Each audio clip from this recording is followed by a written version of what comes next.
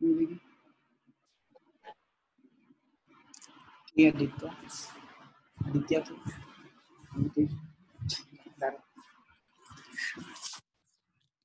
হয়ে গেলে ঘরে চলে যাস। ঠিক আছে, লাগাই আগে।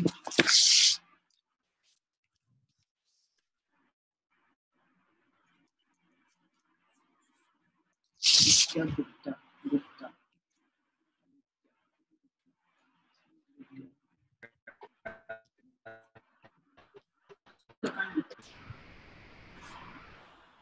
আপনি বলছেন না জানি rich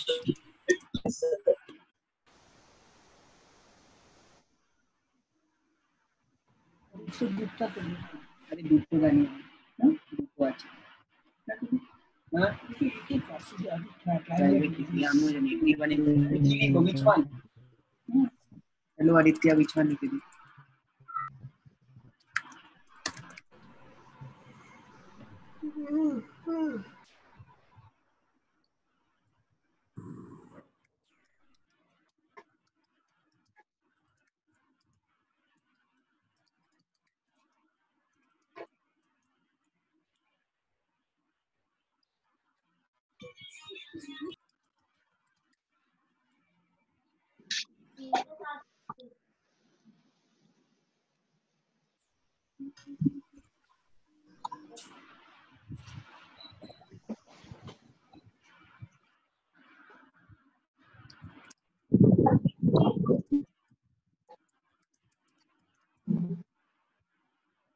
Ay, mi amor,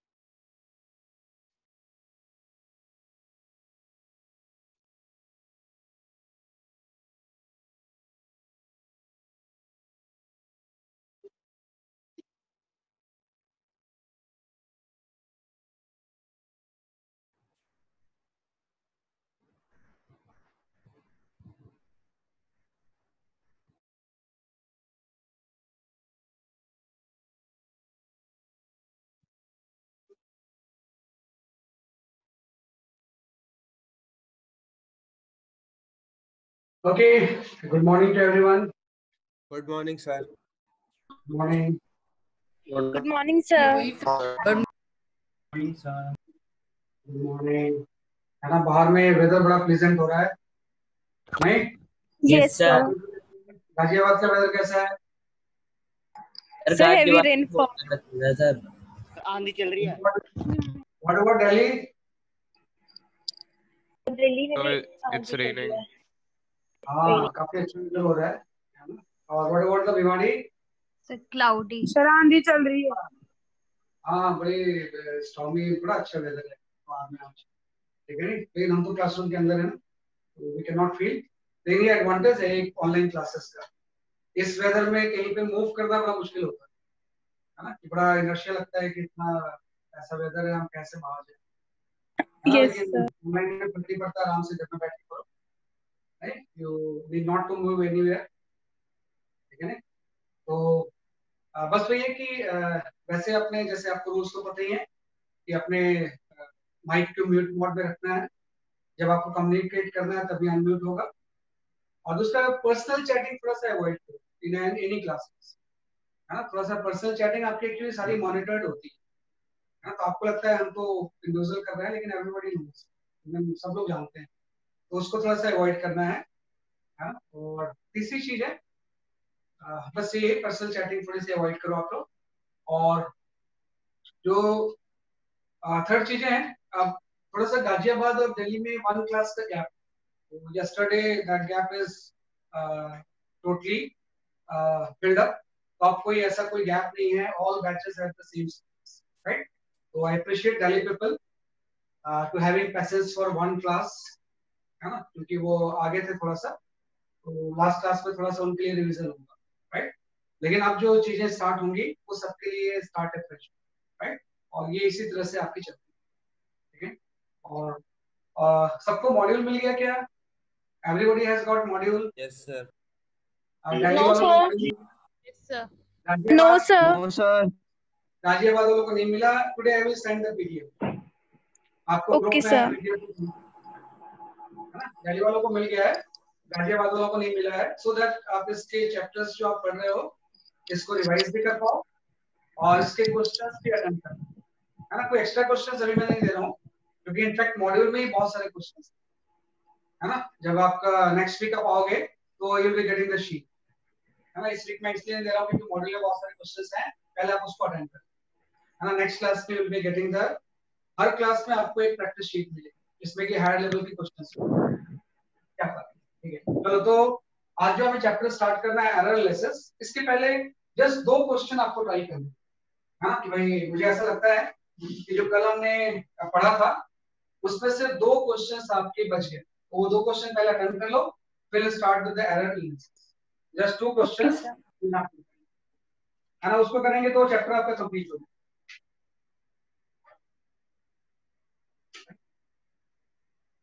first question as example 1 आप इसमें लो. Position of a particle, position of a particle is given as x is equal to beta by alpha into 1 minus e to the power minus alpha. Yeah?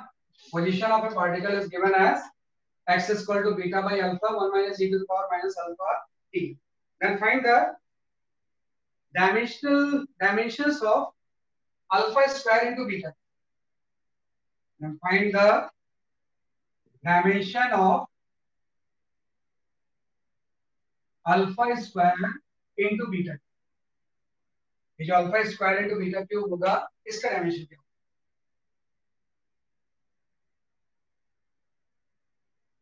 Sir E की कौन सी power है? e to the power minus alpha t, where t is the time, minus alpha t, where t is the time. Find the dimension of alpha square into beta cube. Sir वो beta cube है क्या? Beta cube है ना. ये find the dimension of थोड़ा मैं बड़ा लिखता हूँ, alpha square into beta T.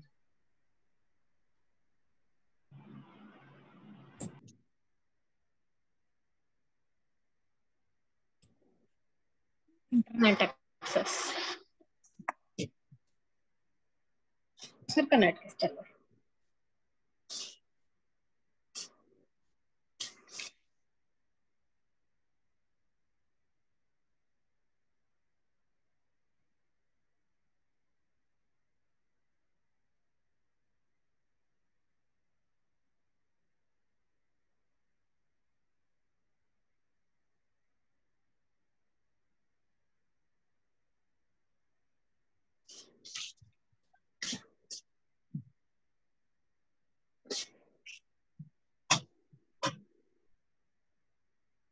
L square T minus L square T पे power -5।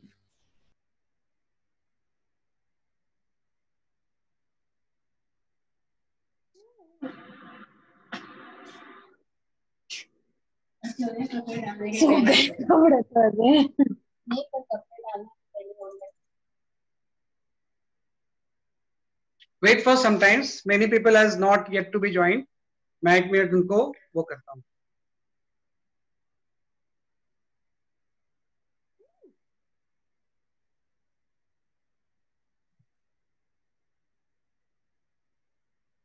Wait for some time. थोड़ा सा कुछ लोग ज्वाइन नहीं कर पा रहे हैं. Then I will let them in. फिर उसके बाद करते हैं.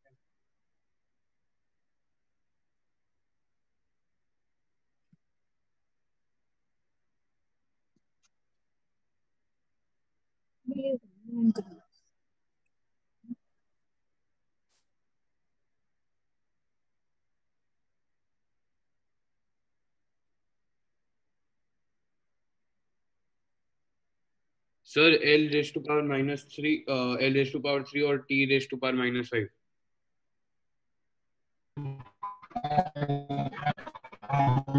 Sir, L3T-5. Wait for some times. Let me. Sir, Can you turn the camera to the power 3T to the power -5.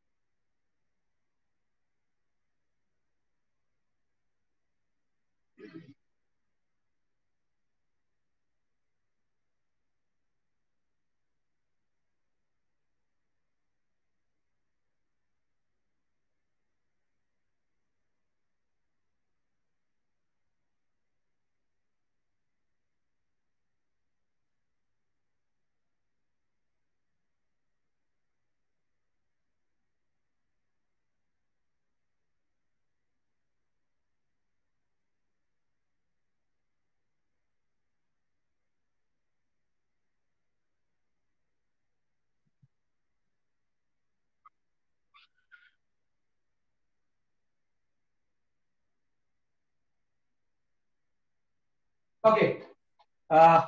back to the class, right? Actually if you people are not able to join, actually क्या passwords में capital और small दोनों में लिखना हो, हम तो best friend उसको लिखते नहीं है, इसलिए वो इनकरेक्ट पासवर्ड, राइट? तो क्या आपका आंसर आ गया? Now you can answer me, what answer you gate?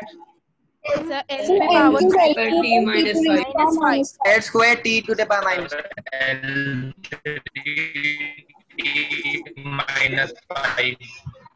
मेरे पास ये आंसर है, L cube into T power minus L3T minus 5. yes, that's the correct answer. Yes, sir. Okay, the L cube into T to the power minus 5 है ना? Just I will explain once कि जैसे इस question को आपको solve करना है ना, तो इन्होंने सही बोला है कि dimension of alpha square into beta cube जो होगा that is L cube into T to power minus 5 हो जाएगा। इस तरह से हम निकालेंगे। आप सिंपल से ऐसा सोचो कि yesterday I have told one thing कि जो भी आपकी e की पावर होती है वो डायमेंशनलेस होती है, मींस अल्फा एंड t का जो प्रोडक्ट होगा ये डायमेंशनलेस होगा। ये जो अल्फा एंड t का प्रोडक्ट जो होगा ये क्या होगा? डायमेंशनलेस। डायमेंशनलेस चीज को चाहो तो आप मान लिख सकते हैं कि भाई अल्फा और टी का जो प्रोडक्ट है वो क्या होगा? जैसे आपका डायमेंशनलेस होगा तो अल्फा की जो डायमेंशन होगी वो टाइम की इनवर्स हो जाएगी, मींस अल्फा की डायमेंशन t - 1 होगी। तो एक चीज हमने अल्फा की डायमेंशन निकाली कि अल्फा की जो डायमेंशन होगी अगर e की पावर डायमेंशनलेस है तो t से अल्फा मल्टीप्लाई होगा तो अल्फा की पावर क्या हो जाएगी? इसलिए आपकी t - 1। तो आपको निकालना है what is the dimension of beta. आपको पता है ये पूरा टर्म डायमेंशनलेस है, 1 is also dimensionless, तो जो डायमेंशन x की होगी वही डायमेंशन किसकी हो जाएगी? Beta by alpha. और x पोजीशन है, x की जो डायमेंशन होगी वो l होगी, है ना? तो अगर बीटा बाई अल्फा की जो डायमेंशन होगी यहाँ पे अगर हम लिखें तो बीटा बाई अल्फा की डायमेंशन जो होगी वो l होगी। तो बीटा की डायमेंशन हम निकाल सकते हैं कि जो बीटा होगा टर्म इसकी डायमेंशन जो होगी वो LT - 1 होगी, है ना? मतलब बीटा जो भी टर्म है वो डायमेंशन आ रही है। जस्ट आपने निकालिए कि अगर e की पावर डायमेंशनलेस है तो अल्फा की डायमेंशन जो होगी वो t - 1 होगी और बीटा बाई अल्फा की वही डायमेंशन होगी जो x। Beta by alpha x हो गया तो यहां से बीटा की डायमेंशन L - 1। इसके बाद आप वैल्यूज इसमें पुट कर दो, यहां पे हम अल्फा पुट कर देंगे और यहां पे हम क्या पुट कर देंगे? इसलिए आपका बीटा आपको पता है t - 2 t - 3 टोटल t की पावर जो होगी वो -5 है ना? बस बात है L का तो क्यूब हो गए। तो ये आपको थोड़ा सा ध्यान, बहुत सारे क्वेश्चंस में इस तरह से e के पावर के टर्म्स में चीजें और e के पावर के टर्म्स में जब भी चीजें आ जाएगी तो इस तरह से हम उसको क्या करेंगे? जैसे कि आपका एनालाइज करेंगे। राइट? एक एग्जांपल ये बचा हुआ है, एक और एग्जांपल बस है, then we will start your combination of है ना? एग्जांपल 2 में इसको जब हम एनालाइज करेंगे इस क्वेश्चन को तो कई बार क्या होता है कि वैसे तो फंडामेंटल क्वांटिटीज हम एमएलटी लेते हैं लेकिन बहुत सारे क्वेश्चंस में फंडामेंटल क्वांटिटीज ही चेंज कर देते हैं। उस क्वेश्चंस को थोड़ा सा आपको अटेंड करना चाहिए। मैं बताता हूं आपको, if force velocity and acceleration is taken as fundamental quantity, fundamental quantity है ना? कि अगर हम force velocity and acceleration, F is the force, V is the velocity, A जो है वो acceleration, है ना? इस are taken as fundamental quantity. Then find out dimensional formula for Young's modulus. Dimensional formula for Young's modulus. Young's modulus. And Young's modulus is a kind of modulus of elasticity. Modulus of elasticity. A force, velocity, and acceleration are taken as fundamental quantity. Then find out dimensional formula for Young's modulus. Young's modulus का dimensional formula. So what is the dimension of Young's modulus? Young's modulus is the modulus of elasticity. इसकी dimension वही होती है जो pressure की, stress, pressure और Young's modulus या modulus of elasticity की डायमेंशन सेम है। तो इसकी डायमेंशन होगी वो ml - 1 × t - 2।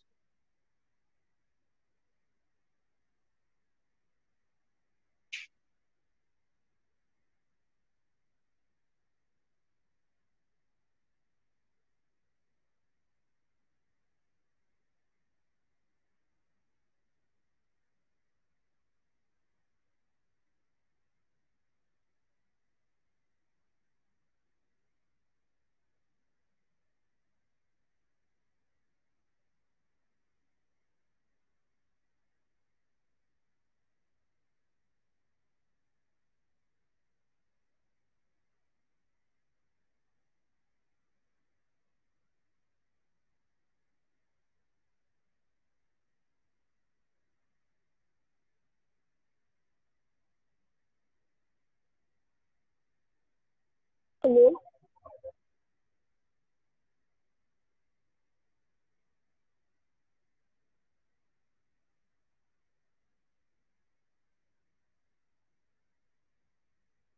ये भी क्वेश्चंस कई बार आपसे एग्जाम में आते हैं। फंडामेंटल क्वांटिटीज हम एमएलटी की बजाय अगर हम एफ वी और ए को ले लें तो यंग्स मॉडल्स के डायमेंशन सर एफ पे पावर 1, ए पे पावर 2 एंड बी पे पावर -4। बिल्कुल सही आंसर, बिल्कुल करेक्ट। सर यही आ रहा है। -4, 2 and 1.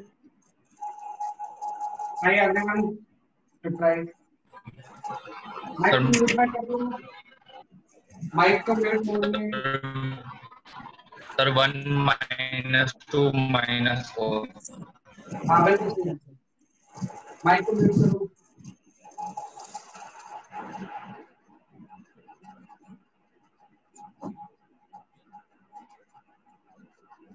है ना? इसका आंसर सही डालेंगे कि अगर हम फोर्स, वेलोसिटी एंड एक्सेलरेशन को फंडामेंटल क्वांटिटीज ले लें तो डायमेंशनल फार्मूला को यंग्स मॉडुलस y जो होगा, है ना, यह तो हो जाएगा f a square into v। बेटा किसी का माइक म्यूट में नहीं है, मैं उसको फिर रिमूव कर दूंगा अगर वो जल्दी नहीं किया उसने तो। माइक म्यूट मोड में रखो।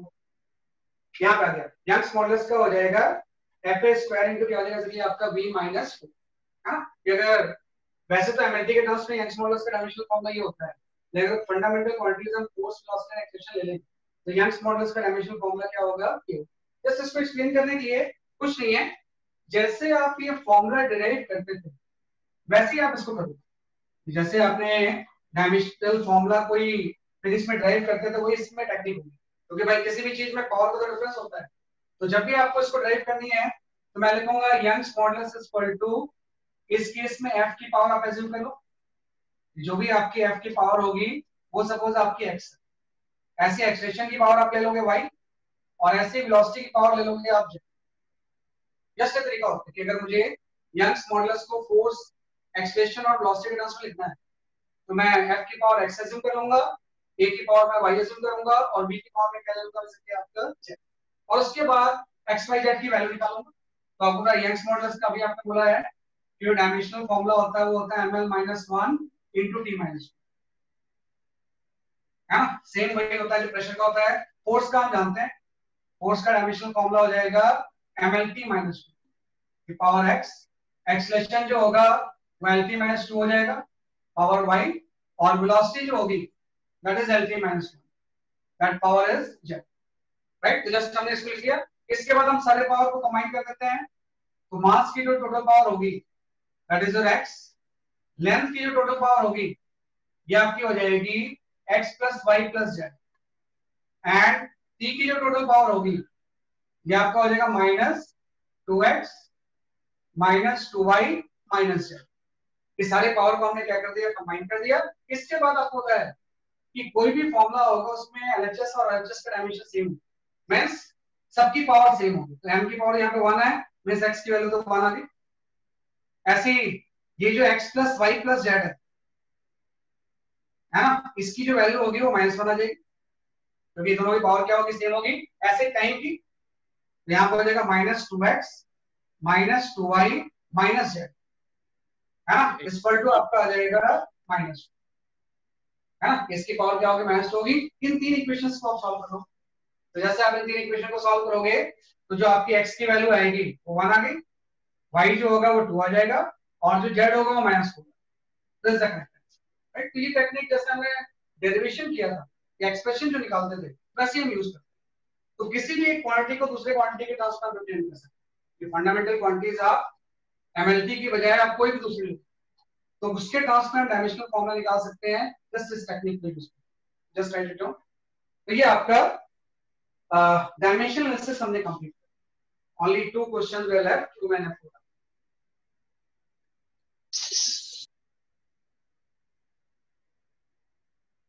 Just right it down.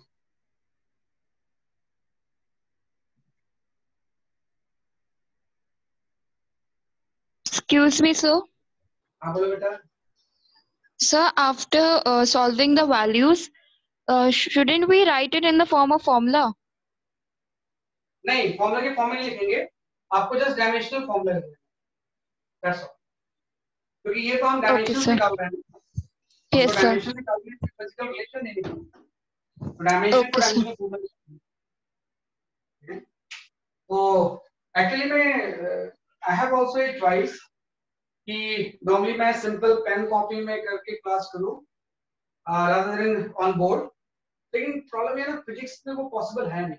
अभी आपको ऐसा लग रहा है कि छोटे छोटे चैप्टर्स जब हम पढ़ रहे हैं, ऐसे जब मेन मैकेनिक्स आएगी ना तो उसमें बड़े बड़े डायग्राम्स होते हैं, है ना, मैकेनिक्स में बहुत सारे पुली सिस्टम के डायग्राम होते हैं, तो उस time again I will have to come to the, तो इसलिए I have started with the real classroom teaching. भाई जैसे क्लासरूम में होता है वैसे हम पढ़ाते हैं, ये भी हर सब्जेक्ट का नेचर अलग अलग होता है, तो किसी सब्जेक्ट में किसी डिफरेंट तरीके से पढ़ाना पॉसिबल होता है, लेकिन फिजिक्स में वो पॉसिबल है।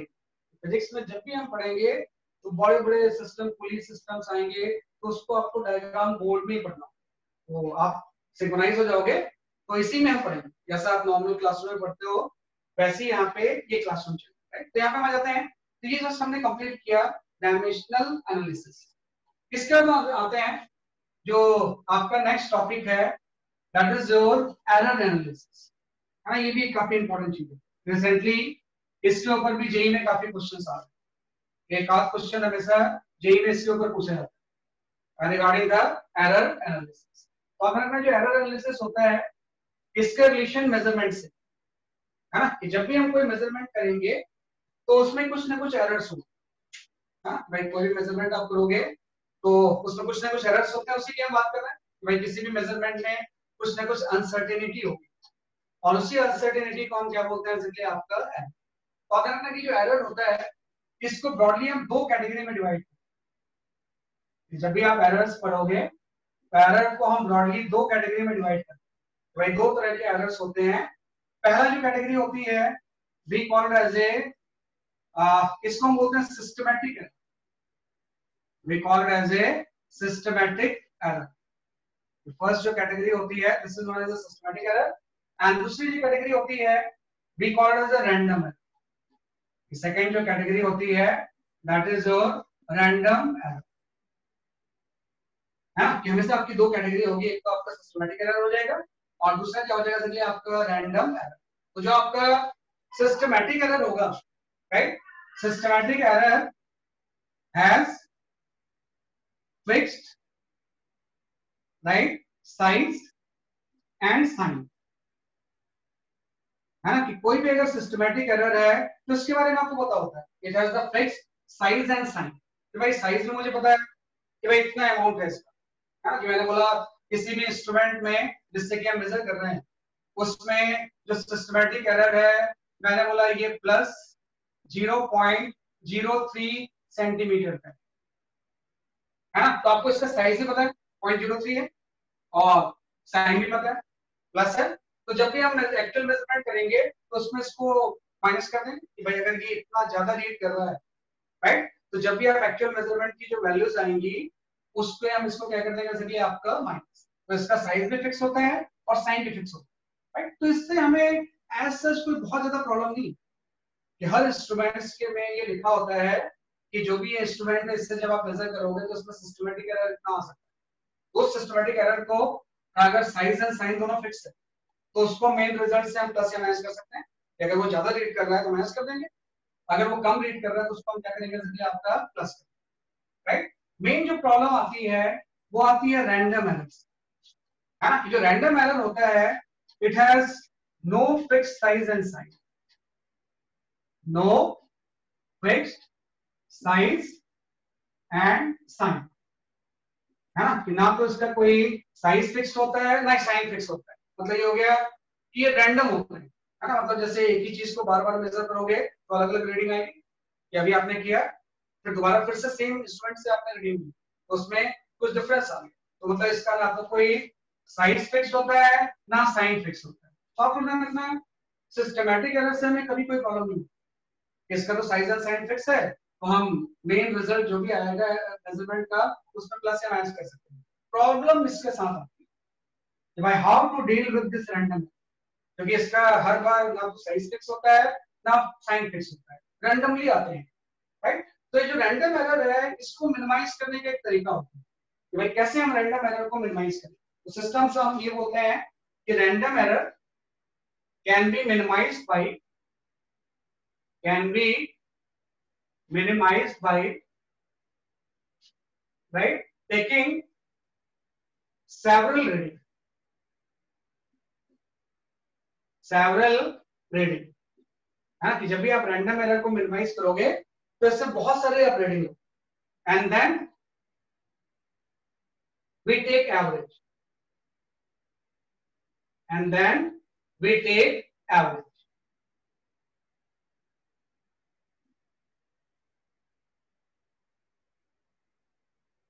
हाँ कि भाई इसको मिनिमाइज करने का सिंपल सा एक तरीका होता है कि आप बहुत सारे रीडिंग लो, सिंगल रीडिंग हम नहीं लेते हैं बल्कि बहुत सारे रीडिंग लेते हैं और बाद में उसका हम क्या ले लेंगे जैसे कि आपका एवरेज है, राइट। तो इसके मिनिमाइज करने का सिंपल सा तरीका है कि we take the several reading and then we take the average, है ना। कि भाई सिस्टमैटिक एरर से हमें कोई दिक्कत नहीं है। रैंडम एरर के लिए इसको मिनिमाइज करने का तरीका एक सिंगल ऑपरेटिंग मत बल्कि कुछ भी चीज आपको मेजर करना है, लेंथ, टेम्परेचर, करंट, वोल्टेज, कोई भी चीज, उसकी बहुत सारे ऑपरेटिंग और उसके बाद में हम क्या करेंगे जैसे कि आपका एवरेज ले लेंगे और इसी एवरेज वैल्यू को हम मानेंगे कि this is very close to the true value. Exact true value तो नहीं है लेकिन ट्रू वैल्यूज की क्या है कि आपका क्लोजेस्ट। तो हमें सब ध्यान रखना है कि एरर एनालिसिस में हम क्या करते हैं, we don't take the single reading बल्कि we take reading in the form of this. सबसे पहले आपने A1 ले लिया, फिर आपने दूसरी रीडिंग ले ली A2, है ना, ऐसे आपने ले लिया A3, ऐसे आपने ले लिया A4 अप टू AN, है कि भाई कोई भी चीज मेजर करना है, length, current, time, temperature, everything, इसकी हम सेवरल रीडिंग लेते हैं A1, A2, A3, A4 and AN। फिर हम यहाँ पे बोलेंगे कि सारी रीडिंग की कुछ मेन वैल्यू, तो सेकंड में हम यहाँ पे लिख देंगे कि what is the mean value. तो जो आपकी इसकी मीन वैल्यू होगी इस सबका आप एवरेज ले लोगे। तो जैसे हम इसका एवरेज लेंगे तो ये आपका हो जाएगा A1 plus A2 plus A3 up to AN, और इसको आप n से डिवाइड कर दोगे। तो ये हमेशा तरीका होता है कि भाई सिंगल रीडिंग नहीं लेके we take the several reading और बाद में हम उसको क्या लेंगे जैसे कि आपका मीन वैल्यू, और हम ये मान के चलेंगे कि mean value is very much close to the true value. हां, जो भी ट्रू वैल्यू होगी इसकी रीडिंग की मीन वैल्यू उसकी क्या होगी जैसे कि आपकी क्लोज होगी। एक प्रॉब्लम है ना कि जो ये भी है मीन वैल्यू भी आई है, इसमें भी तो कुछ एरर होगा ना। भाई जो भी आपने निकाला है उसमें अल्टीमेटली स्टूडेंट्स का एरर तो है, वही तो हम निकालना चाहते हैं कि जो भी हमने यहाँ पे रीडिंग ले रहे हैं उसमें अल्टीमेटली एरर कितना है। तो हम यहाँ पे एक टर्म डिफाइन करते हैं एब्सोल्यूट एरर। या आपने इंडिविजुअल रीडिंग ली, उसकी मीन वैल्यू ले लिया, यहाँ पे हम निकालते हैं एब्सोल्यूट एरर, है ना। भाई जो इंडिविजुअल वैल्यूज हैं इसमें कितना एब्सोल्यूट एरर, और ये एब्सोल्यूट एरर होता है मीन वैल्यू और इंडिविजुअल वैल्यू का डिफरेंस। या भाई आपने यहाँ पे इंडिविजुअल वैल्यू A1 ले ली, मीन वैल्यू इसका A है, इसका जो डिफरेंस होगा इसी का क्या होता है कि आपका एब्सोल्यूट एरर। तो एब्सोल्यूट एरर जो होगा, जैसे मुझे A1 में एब्सोल्यूट एरर निकालना है, मैं लिखूंगा डेल्टा A1, है ना। डेल्टा A1 की वैल्यू हो जाएगी A माइनस A। अगर मुझे A2 में एब्सोल्यूट एरर निकालना है, मैं यहाँ पे लिखूंगा डेल्टा A2, डेल्टा A2 आपको हो जाएगा A माइनस A2। ऐसे ही मुझे A3 में निकालना है, ये हो जाएगा डेल्टा A3 इक्वल टू हो जाएगा A माइनस A। हाँ, हमें समझ रखना कि एब्सोल्यूट एरर का मतलब होता है इस वैल्यू जो इंडिविजुअल वैल्यू है उसका मीन वैल्यू से जो डिफरेंस। ऑब्वियस बात है ये एब्सोल्यूट एरर पॉजिटिव भी हो सकता है, नेगेटिव भी हो सकता है। तो भाई आपको अभी पता नहीं ना कि भाई ये टर्म क्या आता है, लेकिन एक चीज रखना कि वैसे एरर पॉजिटिव नेगेटिव कुछ भी हो सकता है, लेकिन एरर को जब हम कंबाइन करते हैं तो एरर हमेशा एडिटिव होता है। एरर एनालिसिस का सबसे जो कंसेप्चुअल पॉइंट यही मैं लिख देता हूँ। एरर एनालिसिस में आपको एक ही कंसेप्चुअल पॉइंट याद रखना है, errors are always additive, errors are always additive, है ना। इसमें सब्ट्रैक्शन जैसी कभी कोई चीज नहीं होती, है ना। एरर में कभी हम कोई चीजें सब्ट्रैक्ट नहीं करेंगे, बल्कि एरर्स जो होंगे हमेशा क्या होता है जैसे आपके एडिटिव होते हैं। जैसे आपने बोला ये डेल्टा A1 सपोज पॉजिटिव आ गया, डेल्टा A2 कुछ नेगेटिव आ गया, तो जब दोनों को मैं ऐड करूंगा सर दोनों टाइप के एरर एडिटिव होते हैं ना। हाँ, दोनों तरह के मतलब दोनों तरह के रैंडम और वो बोल रहे हो क्या सिस्टमैटिक। Okay sir. हाँ मतलब उसमें ये बोलते हैं जैसे दो एरर को जब हम कंबाइन करेंगे, भाई आपने दो एरर ले लिया ना, भाई वैल्यू से ऐड प्लस माइनस हो सकता है, लेकिन जब हम दो एरर को कंबाइन करेंगे तो एरर हमेशा क्या होंगे, एडिटिव। जैसे a1 की वैल्यू में एरर है डेल्टा a1, a2 की वैल्यू में एरर है डेल्टा a, डेल्टा a1 हो सकता है पॉजिटिव, डेल्टा a2 हो सकता है नेगेटिव। लेकिन आप ध्यान रखना जब एरर को हम करेंगे कंबाइन, अगर इन दोनों को मुझे ऐड करना है तो यहाँ पे माइनस नहीं आएगा, बल्कि दोनों हमेशा क्या होंगे, प्लस, क्योंकि एरर तो है ही ना। तो हमेशा एक कंसेप्चुअल पॉइंट हम याद रखते हैं कि जब भी किसी दो एरर को आप कंबाइन करोगे तो उस एरर में कोई नेगेटिव जैसी चीज होती है, इंडिविजुअल एरर हमेशा क्या होंगे, जैसे आपके ऐड। तो हमने एक टर्म डिफाइन किया कि सबसे पहले हमने इंडिविजुअल रीडिंग ले ली, फिर इसका आपने मीन वैल्यू निकाला, और फिर आपने इंडिविजुअल वैल्यू में एब्सोल्यूट एरर निकाला। अब एक चीज है ना कि मीन वैल्यू तो इतनी है, अब हर का एरर अलग है, तो हम यहाँ पे एक टर्म डिफाइन करते हैं, we call it as a mean absolute error. यहाँ पे एक आप नेक्स्ट टर्म डिफाइन करोगे, that term is known as a mean absolute error. You define one term that is known as a mean absolute error, है ना। जैसे आपने individual reading की मीन वैल्यू निकाली, वैसे एरर की भी मीन वैल्यू निकाली, राइट। तो मीन एब्सोल्यूट एरर निकालने का मतलब ये है कि आप डेल्टा ए निकालोगे। तो आप सबसे पहले a1 लिख लो, डेल्टा a1 का मैग्नीट्यूड, क्योंकि आपको पता है इवन इफ नेगेटिव है लेकिन आपको तो ऐड ही करना है, प्लस यहाँ पे आ गया डेल्टा a2 का मैग्नीट्यूड, प्लस आपका आ गया डेल्टा a3 का magnitude, up to delta an के मैग्नीट्यूड। हाँ, तो आपने क्या किया, हर को सिंपल से ऐड करना शुरू किया, divided by total number of reading, है ना। तो जैसे आपने इंडिविजुअल रीडिंग की मीन वैल्यू निकाली थी, वैसे हम इंडिविजुअल एरर की मीन वैल्यू निकालें, है ना। बस इसमें ध्यान रखना, इवन इफ नेगेटिव है लेकिन यहाँ पे इसको पॉजिटिव बना के आपको ऐड करना। तो आपका आ गया कि this is known as a mean absolute error. तो हमेशा जब भी हम किसी चीज की बात करेंगे, कोई भी आप एक्सपेरिमेंट परफॉर्म करोगे तो आप सबसे पहले सेवरल रीडिंग लें, और उस सेवरल रीडिंग लेने के बाद हम उसकी मीन वैल्यू निकालेंगे। फिर हम ये निकालेंगे कि उस एक्सपेरिमेंट जो है उसमें जो रीडिंग आ रही है उसका मीन एब्सोल्यूट एरर। अब आपके पास आएगा कि आप मेजरमेंट को रिपोर्ट करोगे, भाई आपने जो भी एक्सपेरिमेंट परफॉर्म किया है इसका बेसिक आपकी वैल्यू कितनी आई। तो जब भी आप रिपोर्ट ऑफ मेजरमेंट करोगे, हम यहाँ पे बोलेंगे रिपोर्ट ऑफ मेजरमेंट, राइट। कि जब भी आप किसी केस में रिपोर्ट ऑफ मेजरमेंट करोगे तो रिपोर्ट ऑफ मेजरमेंट हमेशा हम इस फॉर्म में लिखते हैं, a plus minus delta a के फॉर्म में। हाँ, कभी भी हम मेजरमेंट को रिपोर्ट सिंपल कोई एब्सोल्यूट वैल्यू नहीं करते, बल्कि हमेशा रिपोर्ट ऑफ मेजरमेंट जो होगा वो आपके इस फॉर्म में हो जाए, a plus minus into delta a के फॉर्म। इसमें a जो होता है this is known as a mean value, भाई जो भी आपने इंडिविजुअल रीडिंग ली है उसकी मीन वैल्यू कितनी है, और जो ये डेल्टा ए है this is known as a mean absolute. जब भी आपको रिपोर्ट ऑफ मेजरमेंट होगा तो mean value plus minus mean absolute error होगा डेल्टा। इस फॉर्म में हम किसी मेजरमेंट को क्या करेंगे, जैसे कि आपका रिपोर्ट, मतलब ये हो गया कि reading right should lie between a plus delta a and a minus delta। मतलब हम एग्जैक्टली नहीं बोल सकते कि कितनी रीडिंग होगी, बल्कि हम बोलेंगे जो भी आपने मेजरमेंट किया है उसकी वैल्यू कि मैक्सिमम इतना हो सकता है, मिनिमम इतना हो सकता है, इन दोनों के बीच में रीडिंग लाई है। हमेशा एक एक्सपेरिमेंट टेक्निक्स होती है, एक्सपेरिमेंट की टेक्निक्स होती हैं, बहुत सारे रीडिंग लेना है, मीन वैल्यू निकालना है, मीन एब्सोल्यूट एरर निकालना है, और रिपोर्ट ऑफ मेजरमेंट हमेशा जो होगा वो a plus minus delta a के पास में, a इसमें मीन वैल्यू हो जाएगी और डेल्टा ए जो होगा इसको हम बोलेंगे mean absolute error, right. Just right it down. तो ये कुछ इसके टेक्निकल टर्म्स, इसको आप लिखिए।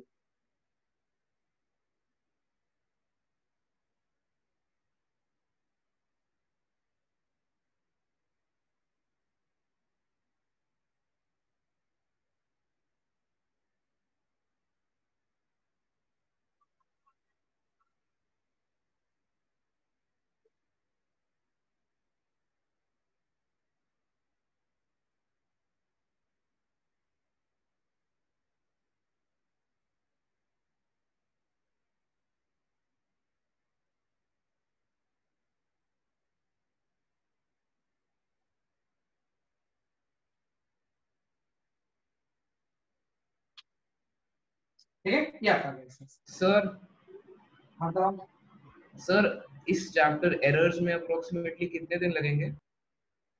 ख्याल से ये तो बहुत छोटा चैप्टर होता है, ऑलमोस्ट चीजें आज ही हो जाएंगी, या होगा तो नेक्स्ट क्लास का 10-15 मिनट है ना। ऑलमोस्ट ये बहुत छोटा चैप्टर होता है ना, तो इसमें बहुत ज्यादा चीजें कुछ होती नहीं। अभी आप इसके मास्टर बन जाओ, जैसे ये क्लास एंड होगी फिर मैं मास्टर होता है। मेरी क्लास जैसे खत्म हुई मतलब उस चीज आपको आ गई, आप कोई भी एग्जाम दो, आप स्कूल में दो, आईआईटी दो, मेंस दो, एडवांस दो, एक चीज मैंने पढ़ा दिया मतलब कंप्लीट हो गया। क्या राइट, तो ये आपका आ गया gradient should lie between delta A and A minus delta A. अब एक चीज होती है कि हमेशा जो चीजें हम समझते हैं ना वो एब्सोल्यूट टर्म्स में नहीं समझते, बल्कि हम रिलेटिव टर्म्स में समझते हैं।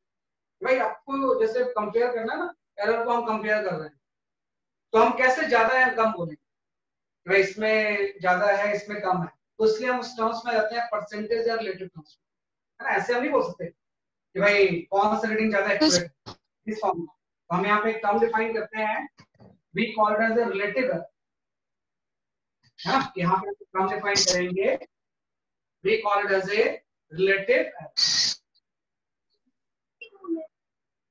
Relative error.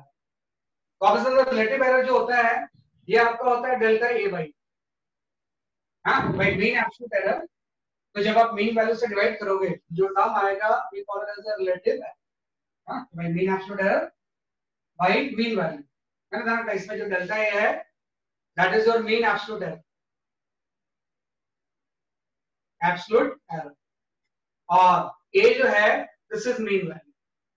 हम ये निकालना चाहते हैं कि मीन वैल्यू के रिस्पेक्ट में एरर कितनी है ना, उसी को we call as a relative error. और इसी रिलेटिव एरर को जब हम परसेंटेज के फॉर्म लिखेंगे तो we call it as a percentage. तो हम यहाँ पे इसको कई बार हम परसेंटेज एरर के टर्म्स में, परसेंटेज एरर, है ना। तो जो परसेंटेज एरर होगा इसके लिए हम एक सिंबल यूज करते हैं डेल्टा ए, हाँ जैसे ये डेल्टा है, this is also symbol of delta.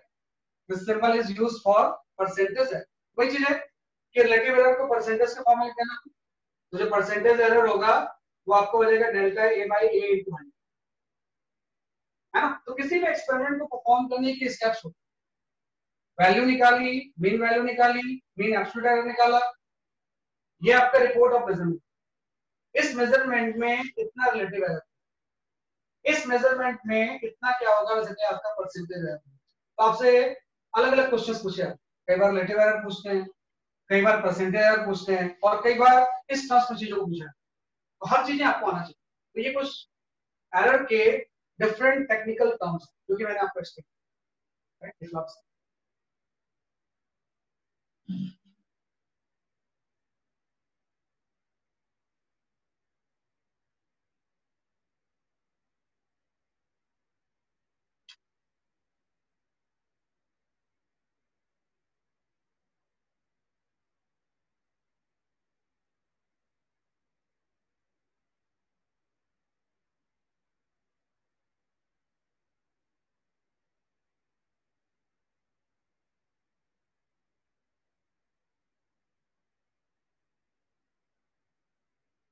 किया।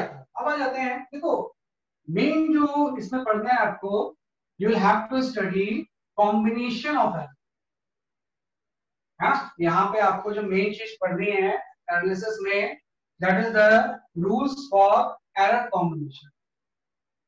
ये आपको पढ़ना है, रूल्स फॉर एरर कॉम्बिनेशन, है ना, एरर कॉम्बिनेशन। कि भाई डिफरेंट एरर्स को हम कंबाइन कैसे करें, you will have to study the rules for error combination, है ना। जैसे आपने बताया कि हम जानते हैं कि जो डेंसिटी की वैल्यू होती है, density is equal to the mass by volume. तो अगर मास में एरर है, वॉल्यूम के कैलकुलेशन में एरर है, तो डेंसिटी में भी एरर होगा। तो आपको ये निकालना होता है, if you know the error in the mass, if you know the error in volume, then what is the error in density. इसी को बोलते हैं रूल्स फॉर एरर कॉम्बिनेशन। तो अभी मैं जस्ट आपको रूल्स बता रहा हूँ, इसके डेरिवेशन में भी आपको बताऊंगा कि सारे जो एक ऐसे डिराइव होके हैं कोई इंपॉर्टेंट चीज अभी तो जस्ट मैं स्टेट में रिजल्ट्स लिख रहा हूँ, उसके बेसिस पे हम कुछ न्यूमेरिकल्स कर लेंगे उसके बाद में मैं I will explain the how to derive all this combination, भाई जो कॉम्बिनेशन के रूल्स हैं ये आते कैसे, राइट। तो यहाँ पे हम लेते हैं रूल्स फॉर एरर कॉम्बिनेशन में। एक्चुअली भी वैसे तो बहुत सारे रूल्स होते हैं जो कि आपको कैलकुलस पढ़ने के बाद है ना, कैलकुलस पढ़ने के बाद आप एरर को और अच्छे से समझो। लेकिन जब तक आप कैलकुलस नहीं पढ़ते हो तब तक just rules for error combination में सबसे पहला जो रूल होता है that rule is the rules for addition and subtraction. Rules for addition and subtraction,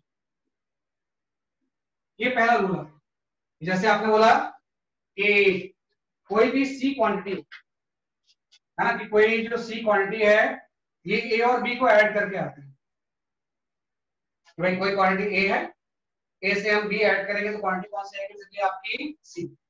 ऐसा ये भी हो सकता है कि कोई क्वांटिटी जो सी है इसका, और हम ऐसा ले सकते हैं कि सी क्वांटिटी जो है वो ए माइनस बी आती है ना। ये rules for combination of error addition और सब्ट्रैक्शन के सेम है।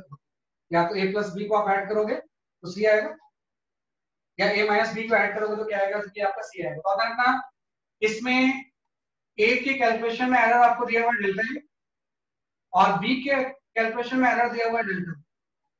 जब भी आप ए को कैलकुलेट कर रहे हो तो एरर कितना है, absolute error, B absolute error delta A, और बी के कैलकुलेशन में एरर कितना है, डेल्टा बी। तो अगर ये दोनों में एरर है तो सी में भी एरर होगा। तो सिंपल सा रखना कि जो सी में एरर होता है delta C, this is simple add हो जाता है delta A plus delta B. हाँ भाई ए के कैलकुलेशन में अगर absolute error, B absolute error delta A है, बी के कैलकुलेशन में अगर एब्सोल्यूट एरर डेल्टा बी है और C equal to A plus B, तो सी के कैलकुलेशन में जो एब्सोल्यूट बी एब्सोल्यूट एरर होगा उन दोनों का सिंपल सम। अगर ना भले ये प्लस हो चाहे माइनस हो, क्वांटिटी में माइनस हो सकता है लेकिन एरर तो कभी माइनस नहीं होता है। भाई दो quantity individual plus and minus हो सकती है लेकिन एरर हमेशा कैसे होते हैं, एडिटिव। पहला रूल ये कि अगर c equal to a plus b है या c equal to a minus b है, तो अगर इन दोनों में इंडिविजुअल एरर आपको पता है तो c में हम एरर की वैल्यू क्या कर सकते हैं, कैलकुलेट कर सकते हैं। इसी को हम बोलते हैं rules for addition and subtraction. Next आ जाएगा that is the rules for multiplication. Multiplication and division. Sir rules for addition subtraction दोबारा बता दो। रूल्स फॉर एडिशन सब्ट्रैक्शन में क्या है, जैसे मैंने बोला कि कोई भी क्वांटिटी जो सी है वो a प्लस बी, तो अगर a में एरर डेल्टा a है, b में एरर डेल्टा b है, तो c का एरर दोनों का सम है। इसमें कुछ ऐसी चीज आएगी, आप चाहे ये लो या ये लो, है ना। अगर a माइनस बी भी है फिर भी ये क्वांटिटी माइनस हो सकती है लेकिन एरर हमेशा क्या होंगे, एडिंग। तो डेल्टा सी इक्वल टू क्या हो जाएगा, delta A plus delta B. ऐसा रहेगा rules for multiplication and division. कि जैसे हम कोई क्वांटिटी लेते हैं C, C equal to A into B, है ना। ए और बी को मल्टीप्लाई करके क्या आ रहा है, जैसे कि आपका सी आ रहा है, या C equal to A by B,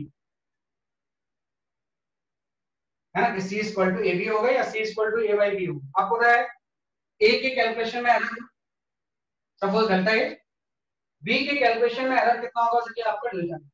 तो जब हम सी को कैलकुलेट करेंगे तो इसमें भी एरर होगा। तो यहाँ पे जो ध्यान रखना, इसमें तो mean absolute error simple add हो रहा है लेकिन यहाँ पे रिलेटिव एरर का कंसेप्ट है। अगर ऐसा है तो हम बोल सकते हैं रिलेटिव एरर इन सी जो होगा ये इक्वल हो जाएगा रिलेटिव एरर इन ए प्लस रिलेटिव एरर इन, ये आपको है ना। कि जब दो क्वांटिटी प्लस या माइनस हो रही है तब तो एब्सोल्यूट एरर ऐड होगा। जब दो क्वांटिटी को हम मल्टीप्लाई करेंगे या डिवाइड करेंगे तो रिलेटिव एरर इन सी किसके इक्वल हो जाएगा, रिलेटिव एरर इन ए प्लस रिलेटिव एरर इन क्या हो जाएगा, जैसे आपका बी। इसी को हम बोलते हैं rules for multiplication and division. ऐसे एक थर्ड रूल होता है, we call it as a power rule. Sir multiplication और डिवीजन एब्सोल्यूट यूज नहीं कर सकते इसमें? बोलो बेटा क्या बोल रहे हो? सर मल्टीप्लिकेशन और डिवीजन में हम रिलेटिव यूज कर रहे हैं, लेकिन अगर इसमें हम एब्सोल्यूट यूज नहीं कर सकते, मीन एब्सोल्यूट मल्टीप्लिकेशन नहीं यूज कर सकते। ये एक्चुअली डिराइव करके आता है, जब हम डेरिवेशन पढ़ेंगे ना विल गेट टू। अभी तो जस्ट आप इसको मेमोराइज कर लो, डेरिवेशन में बताऊंगा आपको सब कैसे डेरिवेशन करके ये सारे रिजल्ट्स आए। भाई अगर प्लस से माइनस हो रहा है तो मीन एब्सोल्यूट एरर ऐड हो, अगर मल्टीप्लाई या डिवाइड हो रहा है तो उसमें सिंपल हम ऐसा नहीं बोल सकते कि delta C equal to delta A plus delta B, बल्कि इस केस में क्या हो जाएगा, relative error of C is equal to हो जाएगा relative error of A plus relative error of क्या हो जाएगा बी। इसको जस्ट मैं डायरेक्ट करके बता देता हूं। जैसे मुझे इसको डायरेक्ट करना कि C equal to A B है ना, ए में एरर है डेल्टा ए एंड बी में एरर है डेल्टा, है ना, कि ए में जो एरर है वो कितना है, डेल्टा ए है, और बी में एरर कितना है, जैसे आपका डेल्टा बी। मुझे निकालना है कि सी में एरर कितना, what is the error in C. जैसे f इक्वल टू ma होता है, if you know the error in mass and error in acceleration, तो फोर्स में एरर आपको निकालना है। c इक्वल टू ab में इसको हम डिराइव करना है।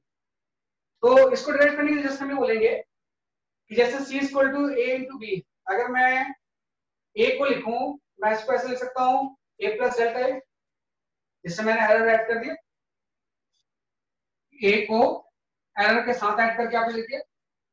b को हम लिखें sir a plus minus delta है, a हाँ प्लस माइनस लिख लेंगे, लेकिन नॉर्मली सिंपलिसिटी वैसे प्लस माइनस लिखना चाहिए, लेकिन जस्ट मैं सिंपलिसिटी के लिए प्लस ही लेता हूँ, अदरवाइज प्लस माइनस आप लिखोगे, क्योंकि प्लस माइनस दोनों हो सकता है।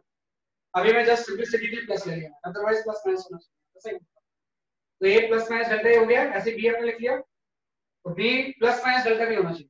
तो जस्ट मैं सिंपलिसिटी के लिए b प्लस डेल्टा बी, तो आपको पता है a को एरर के साथ हम ये लिख लेंगे, b को एरर के साथ हम ये लिख लेंगे। तो जैसे आप इन दोनों को मल्टीप्लाई करोगे आपका ये आ जाएगा ab plus a into delta B plus b into delta A आ गया, प्लस यहां पे आ गया डेल्टा a इंटू डेल्टा। और अब इस बात है, अगर a को आपने एरर के साथ लिखा तो यहाँ पे आ जाएगा c प्लस डेल्टा सी, हाँ भाई a को एरर के साथ आपने लिख दिया, b को एरर के साथ लिख दिया, तो c को भी एरर के साथ लिख दिया, c प्लस डेल्टा सी आ गया। अब एक चीज रखना, इससे एक कंसेप्ट क्लियर होगा कि जो भी हमें रूल्स ऑफ कॉम्बिनेशन पढ़ रहे हैं, this is only valid for small error. Rules for error combination is valid only for small error,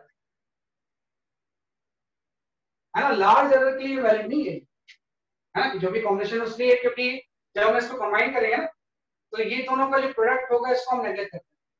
भाई डेल्टा ए स्मॉल होगा, मे बी 0.01 हो सकता है, डेल्टा बी भी स्मॉल होगा, मे बी 0.01 to 0.02 हो सकता है, तो प्रोडक्ट तो और भी छोटा होगा। तो इस सब टर्म्स के रिस्पेक्ट में ये प्रोडक्ट को हम नेगलेक्ट करते हैं, है ना, इस टर्म्स को हम क्या नेगलेक्ट करेंगे, इसलिए बोलते हैं this all rules for combination is valid for only for small error. आपको इसको नेगलेक्ट कर दो, और इसको नेगलेक्ट करने के बाद आपको होता है c इक्वल टू ab है ना, ab वाला काम तो कैंसिल हो गया, तो यहां से डेल्टा c की वैल्यू क्या आ गई, a into delta b plus b into delta, है ना। आप थोड़ा ध्यान दो, डेल्टा c सिंपल दोनों का एडिशन नहीं है, delta a plus delta b, बल्कि a और b यहां मल्टीप्लाइड रहेगा, ab c के इक्वल है, वो तो कैंसिल हो गया, और ये जो टर्म है क्योंकि दोनों चीजें छोटी है डेसिमल्स में, अब तो प्रोडक्ट और भी छोटा होगा, तो इस चीज को हम इसके रिस्पेक्ट में क्या करते हैं, नेगलेक्ट। और इसके बाद हम क्या करते हैं, इसको रिलेटिव टर्म्स में ले आते हैं, तो इस पूरे को c से आप डिवाइड कर दो, c से डिवाइड करने का मतलब यहाँ पे आपने ab से डिवाइड किया, है, पूरे टर्म्स को रिलेटिव टर्म्स में करना है, तो इसको आपने c से क्या कर दिया, डिवाइड, तो इस पूरे टर्म को यहाँ पे आपने किससे डिवाइड कर दिया, ab से। तो आप ध्यान दो, जैसे पूरे टर्म को आप इससे डिवाइड करोगे, यहाँ पे कितना देगा आपका, delta a by a plus delta b by b। तो जैसे हम ये बोलेंगे कि जब भी दो क्वांटिटी मल्टीप्लाई होंगी, a में कुछ रिलेटिव एरर होगा, b में कुछ रिलेटिव एरर होगा, इन दोनों का जो सम होगा that will be equal to the relative error in c।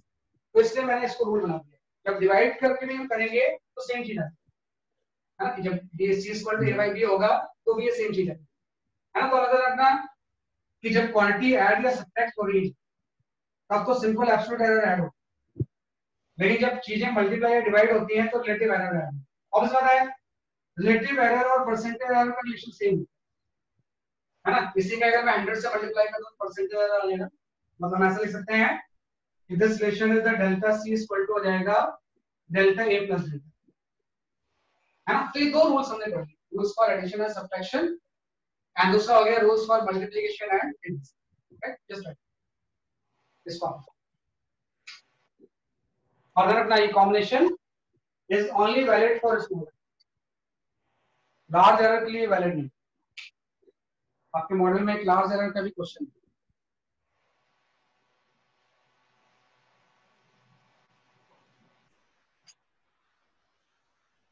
Last में क्या लिखा है?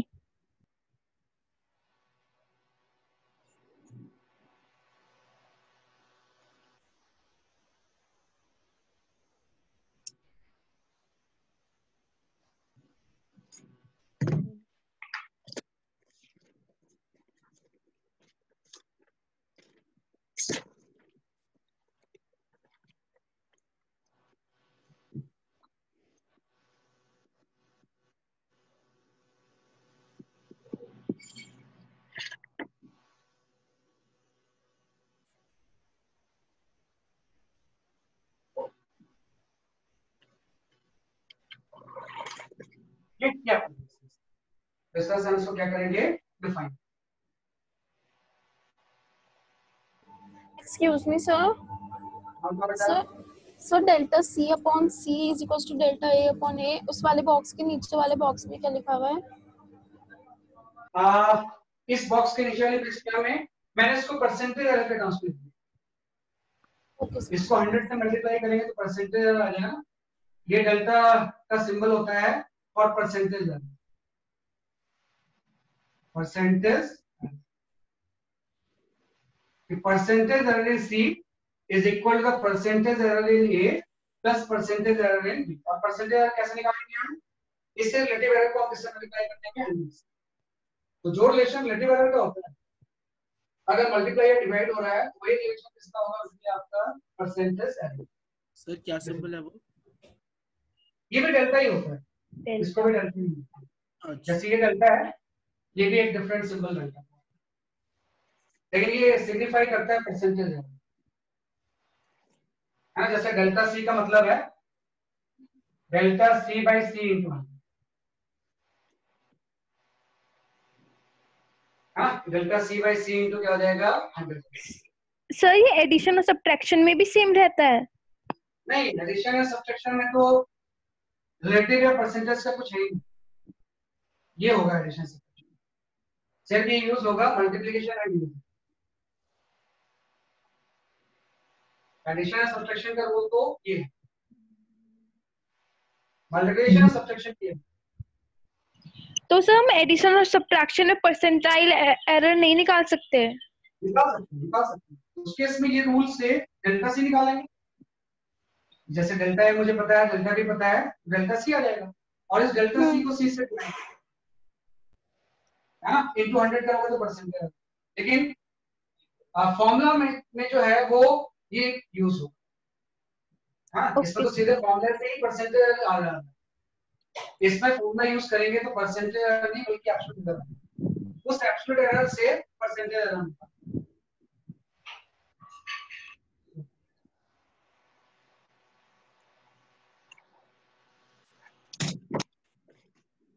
क्या करेंगे।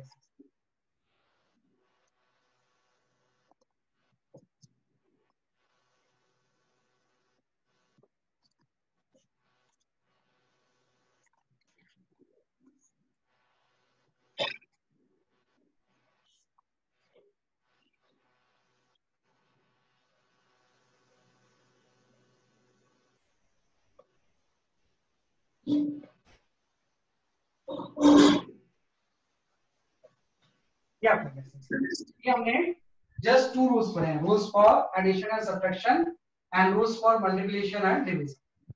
मल्टीप्लिकेशन को मैंने डिराइव कर दिया, है ना। ऐसा थर्ड रूल एक आता है that is the rules for power rule, हम इसको बोलते हैं, we call it as a power, right. यहाँ पे there is a one rule that is known as a power, है ना। पावर रूल में क्या होता है, कोई सी क्वांटिटी है जो कि इक्वल है a की पावर x इंटू बी की पावर y, है ना भाई। कोई सी क्वांटिटी है जो कि किसके इक्वल है, a की पावर x एंड b की पावर y, वही चीज है। जैसे इस यहाँ पे c में a की पावर 1 है, b की पावर 1 है, अगर c equal to a by b में ले लूं a इंटू b माइनस 1 लिख सकते, तो इसी का एक जनरलाइज वर्जन है, x and y equals to 3 कुछ भी हो सकता है। तो अगर a में एरर है, b में एरर है, तो c में भी एरर होगा। तो इसको निकालने के लिए जो रिलेटिव एरर इन सी होता है, डेल्टा सी बाई सी, ये इक्वल हो जाएगा x time of delta a by a का माइनस, भाई जो पावर है ये इसके रिलेटिव एरर में क्या हो जाएगी, multiply, plus y times of delta b by, है ना। जो डेल्टा c बाई सी होगा किसके इक्वल हो जाएगा, x time of delta a by a plus y times of delta b by b। अब बात है, यहाँ ध्यान रखना, ये मैंने जो साइन लगाया है इसी को हम बोलते हैं मॉड।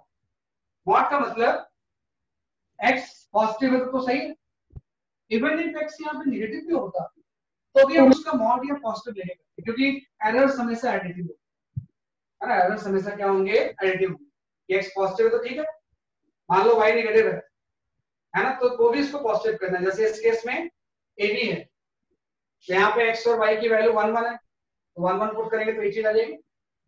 इवन इफ a 1 है और b माइनस 1 है, तो यहाँ x की जगह पे तो 1 लिखोगे आप, b की जगह पे माइनस 1 लिखोगे, y की जगह पे, लेकिन ये माइनस 1 का मॉड लेना है, तो अल्टीमेटली ये पॉजिटिव है। इसलिए इन दोनों रिलेशन में जो कॉम्बिनेशन का रूल होगा वो सेम होगा। तो पावर में हम ये रूल यूज करते हैं कि relative error in c is equal to the x time of relative error in a plus y time of relative error in. इसी चीज को अगर हम 100 से मल्टीप्लाई करते हैं तो परसेंटेज एरर के टर्म्स लिख सकते हैं। हम लिख सकते हैं यहाँ पे जो डेल्टा c होगा इक्वल टू हो जाएगा x into delta d plus y into delta, क्या वही इसी चीज को अगर मैं 100 से मल्टीप्लाई कर दूं तो ये परसेंटेज एरर इन c हो जाएगा। इस चीज को 100 से मल्टीप्लाई कर देंगे तो परसेंटेज एरर इन a आ जाएगा, और इस चीज को 100 से मल्टीप्लाई करेंगे तो परसेंटेज एरर इन क्या आ जाएगा, p आ जाएगा। तो जो हम बेसिक रूल्स जानते हैं वो ये 3 रूल्स। फिर इसके अलावा मैंने बताया आपको कि जैसे हम कैलकुलस पढ़ेंगे ना तो और भी बहुत सारे कॉम्बिनेशन के रूल्स हैं, है ना, जो कि कैलकुलस के थ्रू हम क्या करते हैं, कैलकुलेट। तो अभी फिलहाल जब तक हम कैलकुलस नहीं पढ़ रहे हैं तब तक आप ये 3 रूल्स याद, rules for addition and subtraction, rules for multiplication and division, and third में क्या हो जाएगा सभी आपका पावर रूल। अब हम इसका एप्लीकेशन करेंगे।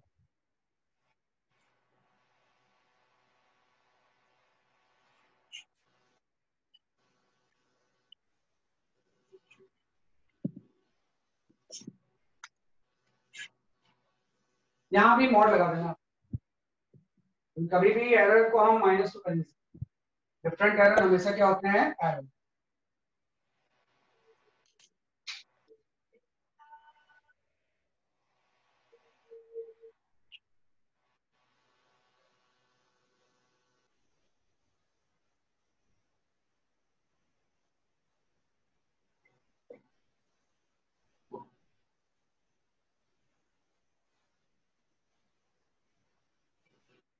Excuse me, sir.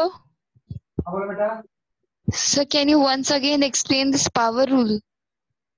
Power rule में क्या होता है, if any quantity is given c is equal to a to the power x into b to the power y, so if a has a error, relative error of delta a by a, b has a relative error of delta b by b, तो हम c का relative error निकाल सकते हैं। तो relative error में c जो होगा ये जस्ट पावर जो होगा बाहर multiply, x times of relative error of a plus y times of relative error b जो होगा, इन सबको जब हम सम करेंगे तो रिलेटिव एरर इन सी है, राइट। अभी आप इसको लिख लो, जैसे आप न्यूमेरिकल अटेम्प्ट करोगे ना पीएल टेट में, कि हम कैसे इसको करेंगे। अभी तो सिंपल सा है कि अगर ऐसी कोई क्वांटिटी हो तो रिलेटिव एरर इन सी जब निकालोगे तो पावर हमेशा रिलेटिव वैल्यू में मल्टीप्लाई है ना, कि रिलेटिव वैल्यू में पावर क्या हो जाएगा, मल्टीप्लाई। इसका डेरिवेशन भी पढ़ेंगे, इन सबके डेरिवेशंस विल स्टार्ट। अभी तो जस्ट हम रूल्स के बारे में डिस्कस।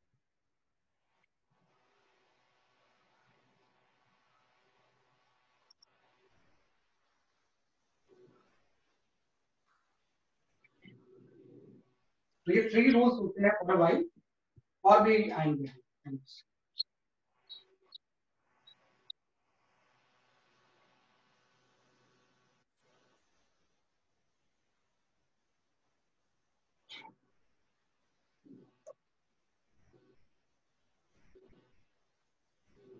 क्या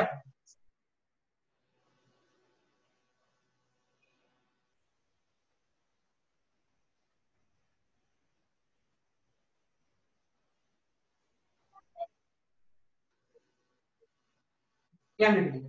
तो एग्जांपल 1 जैसे आप करोगे ये कहते हैं एवरेज। देखो एग्जांपल 1 में हम आते हैं, इन एन एक्सपेरिमेंट, या आपने कोई इलेक्ट्रिसिटी का एक्सपेरिमेंट परफॉर्म किया, in an experiment voltage V is equal to, या आपने वोल्टेज मेजर किया, V आपका आ गया 100 प्लस माइनस 5 वोल्ट, है ना, कि इन एन एक्सपेरिमेंट आपने वोल्टेज निकाला 100 plus minus 5 volt, and current is equal to, current भी आपने कैलकुलेट किया, that is equal to 10 plus minus 0.2 ampere. क्या आपने, आपको पता है कि एक्सपेरिमेंटल सेटअप में एक वोल्टमीटर लगा होगा, this is the reading of a voltmeter, this is the reading of a ammeter, then find out value of resistance, find out value of resistance, है ना, and also find out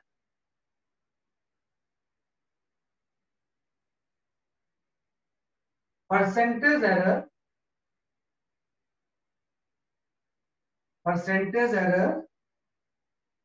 in calculation of resistance.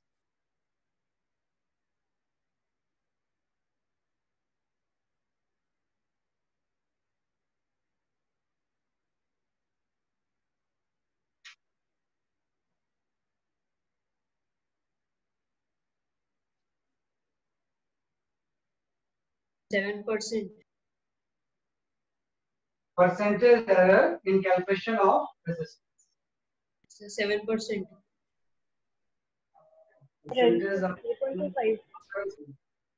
Percentage 7 सही है, लेकिन एक और भी चीज बताना कि रेजिस्टेंस की वैल्यू कितनी है, find the value of resistance.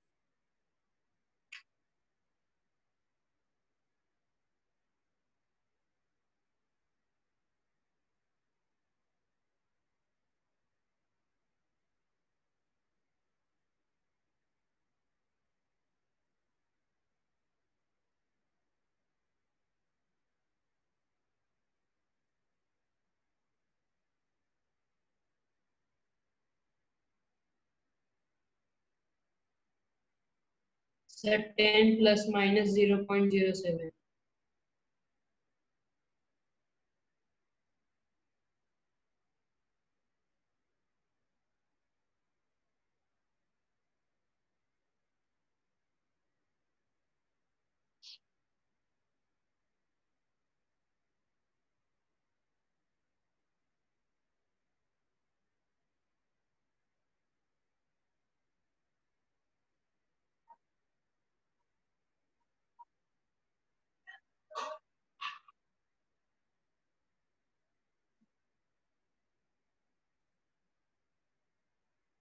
क्या क्या आंसर है आपका? 10 plus minus 0.07. 10 plus minus 0.07. 7 ohm. 10 plus minus 0.7 ohm. 10 plus minus 0.07 ohm. अच्छा, एक आंसर सही आंसर आपका. That also मैं चेक करता हूँ. सर 0.7 है, 0.07 नहीं है. हाँ, 0.07 नहीं बल्कि 0.7. सही आंसर निकाला आपने. देखो आपका पर्पस सिंपल था कि V is given, I is given, आपको निकालना रेजिस्टेंस कितना होता है. तो हम जानते हैं कि as per the law R की वैल्यू V by I तो होती है. Everybody know this. आपने 10th में पढ़ा हुआ है कि R इक्वल टू क्या होता है, वोल्टेज बाय करंट. राइट. तो इसका ध्यान रखना कि आप क्या है ना, जब भी हम कोई मेजरमेंट करेंगे तो उसको एरर के साथ शो करते हैं. हम ये बोलेंगे कि वोल्टेज की मीन वैल्यू 100 है और ये इसमें एरर है. करंट की मीन वैल्यू 10 है, ये इसमें एरर है. तो जब हम V by I निकालेंगे कि रेजिस्टेंस होगा कितना, तब तो हम ये वैल्यूज यूज करेंगे. रेजिस्टेंस की वैल्यू हो जाएगी वोल्टेज बाय करंट. तो रेजिस्टेंस की वैल्यू यहाँ पे आ गई V by I. तो V by I जो हो जाएगा वो आपका रहेगा 100 by 10. मींस ये तो आपका 10 ओम आ गया. रेजिस्टेंस की जो वैल्यू होगी उसमें कुछ नहीं है. वोल्टेज 100 है, करंट 10 है, तो रेजिस्टेंस की वैल्यू 10 है. एक मेन चीज है कि रेजिस्टेंस है इसमें एरर कितना होगा. रेजिस्टेंस में एरर की वैल्यू कितनी होगी तो निकालना पड़ेगा. कि जब भी हम रिजल्ट लिखेंगे तो आपको इस फॉर्म में लिखना होगा ना, R प्लस डेल्टा R के फॉर्म में.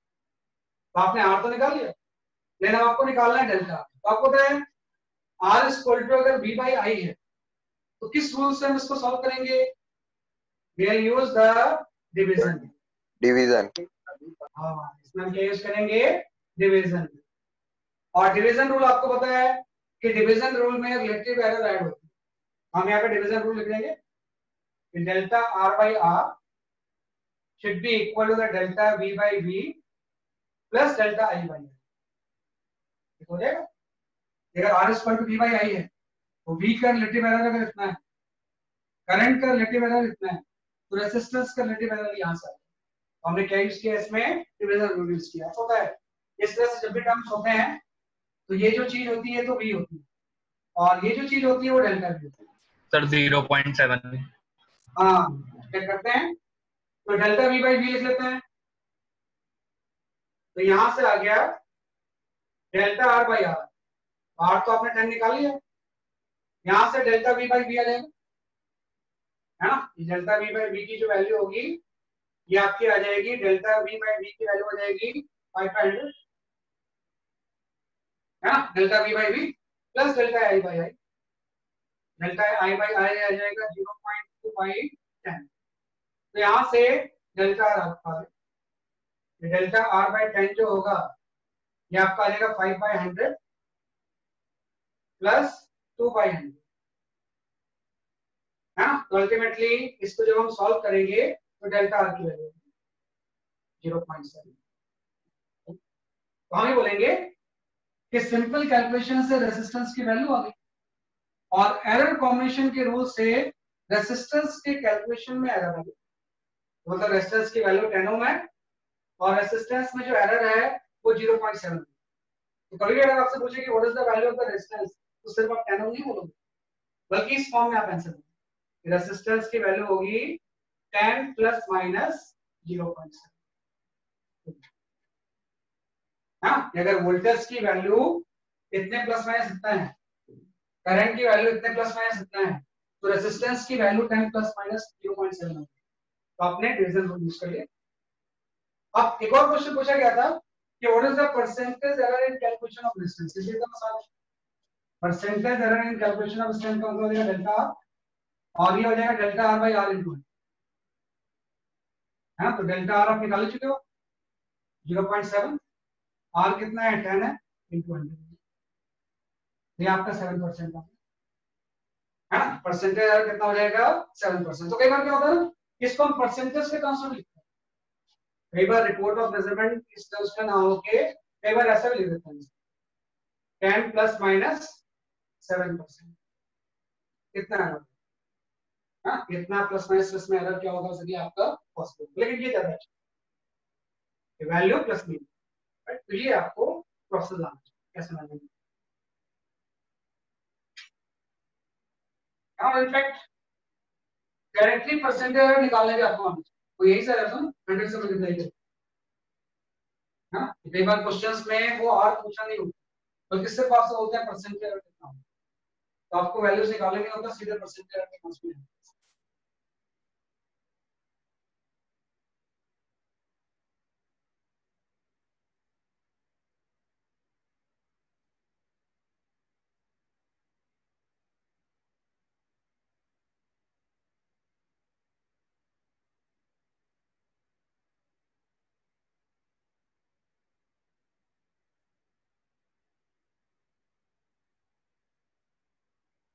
क्या next question as example 2, example 2 पे हम आते हैं। Time period of simple pendulum, है ना, कि कोई भी सिंपल पेंडुलम है इसका आपको टाइम पीरियड मिलेगा। Time period is given as 2 pi under root of L by G,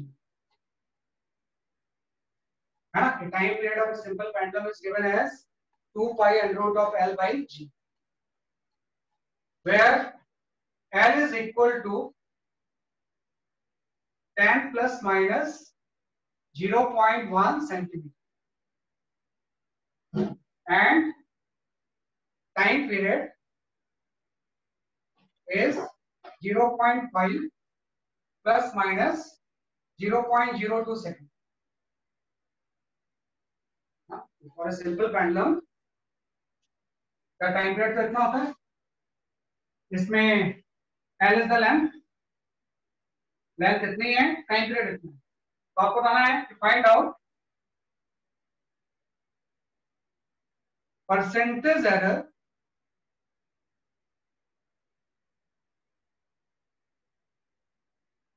in calculation of G, calculation of G, है ना, G is the acceleration due to gravity, time period इतना है, length इतना है, time period इतना है, find the percentage error in calculation of G।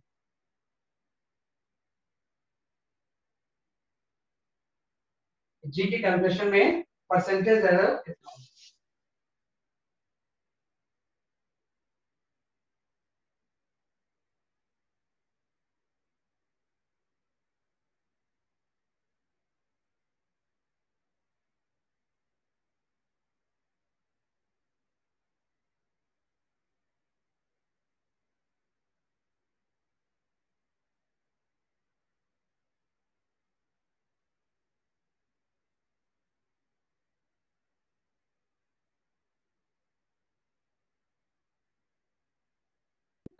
Percentage error इन जी निकालना है। हाँ, मतलब सिर्फ percentage error, I am not interested कि G की वैल्यू क्या होगी, है ना, मैं बिल्कुल इंटरेस्ट नहीं हूं कि G की वैल्यू क्या होगी, मुझे निकालना है कि find the percentage error in calculation of G। मेरा पर्पस ये है डेल्टा G निकालना, डेल्टा G इक्वल टू हो जाएगा delta G by G into 100, just rules of combination use करें। भाई G कितना होगा उससे मुझे मतलब नहीं, अगर लेंथ इतना है, टाइम पीरियड इतना है, तो what is the percentage error in calculation of G। G जो हम कैलकुलेट कर रहे हैं इसमें परसेंटेज एरर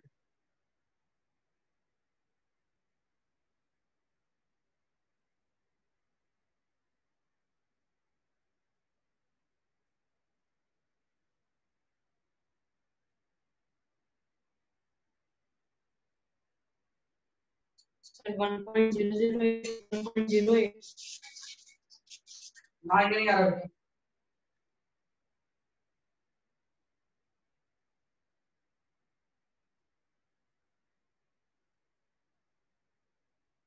So 7%.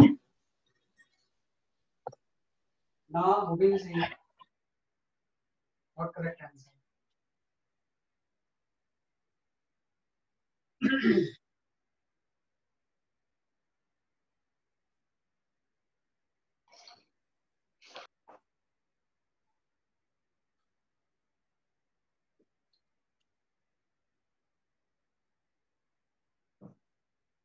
9%। हाँ बिल्कुल सही आंसर है 9%। क्या नाम है बेटा आपका? सर नाम बताओ। विभांशु। बिल्कुल सही आंसर बताया है कि 9% होगा। देखो जब आपसे परसेंटेज अगर पूछा जाए ना तो ये क्वेश्चन बड़ा आसान हो जाता है। अगर आपसे ये पूछ लेता कि जी की वैल्यू क्या होगी, है ना, फिर तो कैलकुलेशन बड़ी इन्वॉल्व हो जाती है। लेकिन परसेंटेज तो कुछ होता ही नहीं। आपको लेंथ की वैल्यू पता है, टाइम पीरियड की वैल्यू पता है, तो जी की वैल्यू में किसने बोला है परसेंटेज एरर कितना? जी कितने उससे मुझे मतलब नहीं है, बल्कि सिर्फ क्या पूछा गया है, परसेंटेज एरर। तो ये क्वेश्चन बिल्कुल आसान हो जाता है, जस्ट कॉम्बिनेशन ऑफ रूल्स है। हम क्या करेंगे, थोड़ा सा इस रिलेशन को रिशफल करके आप इस रिलेशन को हम लिख देंगे टी स्क्वायर इक्वल टू हो जाएगा 4 5 square into l by g। हां, और सिंपलीफाई कर दिया और यहां से g की वैल्यू हमने निकाल लिया, तो g की वैल्यू आ गई 4 pi square l by t square.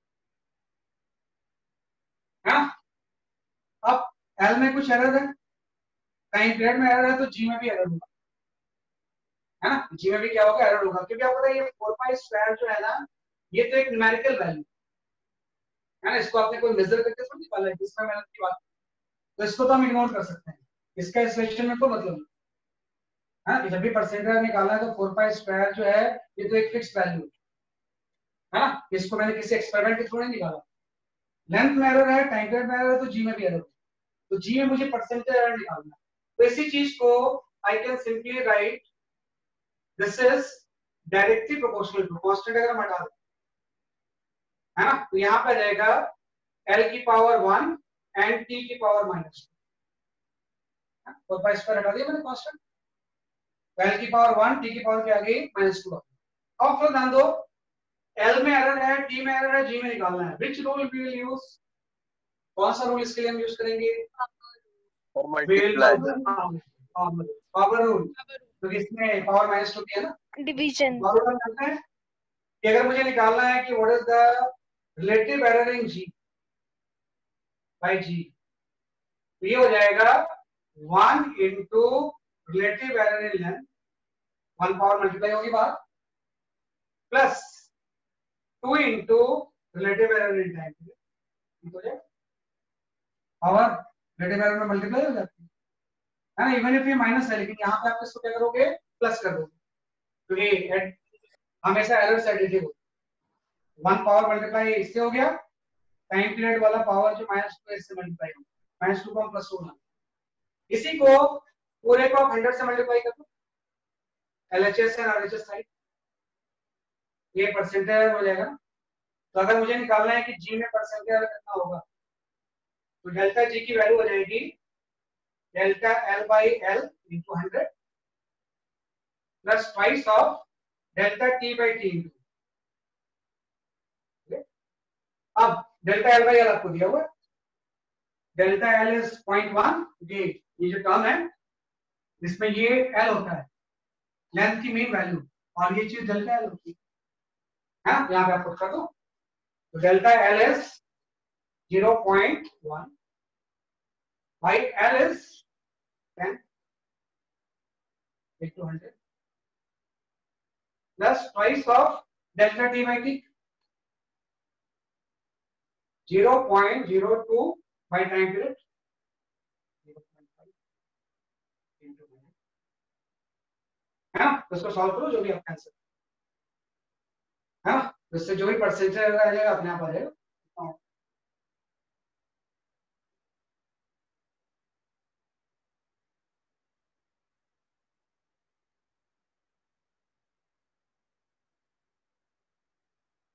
ना what answer you get, check कर लो कितना आ गया बेटा, 9%। सर 9%। मुझे ये नहीं पता कि जी कितना है, डेल्टा जी कितना है, मुझे कोई मतलब नहीं, मैं इंटरेस्टेड हूं ही नहीं उसमें, क्योंकि सबसे अच्छा एरर को रिप्रेजेंट करने का काम परसेंटेज फॉर्म होता है। जैसे आप अभी आ रहा ना कि इतने परसेंट ही है, percentage is the best form of the result, हमें बहुत बाकी चीजों का रिजल्ट ही नहीं है, तो हम बोलेंगे ये जो आंसर आएगा दैट इज द 9%। किसी भी कंट्री का कोई भी डाटा है, जीडीपी है या कोई भी चीज है, परसेंटेज फॉर्म में होता है, तो एरर को भी हम परसेंटेज फॉर्म में रिप्रेजेंट करेंगे ना, वेक्टर विजुअलाइजेशन। एक्चुअली में इस तरह से हम इसको विजुअलाइज, ठीक है, ये हमने थोड़ा सा एरर्स कर। अभी नेक्स्ट क्लास में भी एरर ही कंटिन्यू हो। अभी हम इसको एरर को अल्ट्रा स्ट्रॉन्ग करें, प्लस मैंने भी कुछ क्वेश्चंस करवाए हैं, है ना, वो इस तरह से हम इसको सॉल्व कर सकते हैं। Just write one question for homework. Homework के लिए आप एक क्वेश्चन लिख लो। Yes sir. One question for homework.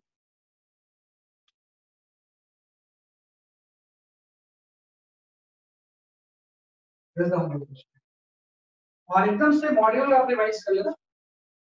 Module में काफी कुछ हम कर चुके हैं। आज मैं आरडीसी वालों को भी शेयर कर दूंगा मॉड्यूल 1।